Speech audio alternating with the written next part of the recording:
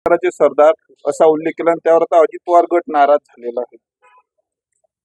आता जर पवार साहेब जर सरदार आहे तर मग आता लोक असं विचारणार मग अजितदादा कोण आहे भाऊ, सरदाराचे पुतणे आहे का कोण आहे?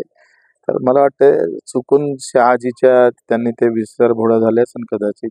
अमित शहा असं बरेचदा चुकीचं बयान करतात आणि मग अंगलट येतं. यापूर्वी सुद्धा अजित पवारांना भ्रष्टाचार म्हटलं नाही तर 2 दिवसानंतर त्यांनी पक्षात घेतलं.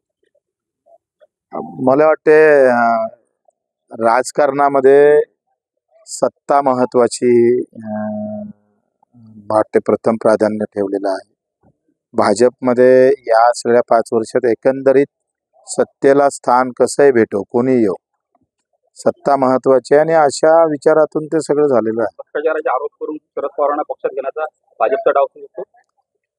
ना मला असं वाटत नाही आणि पवार साहेब एवढे कच्चे खेळाडू नाही आहे.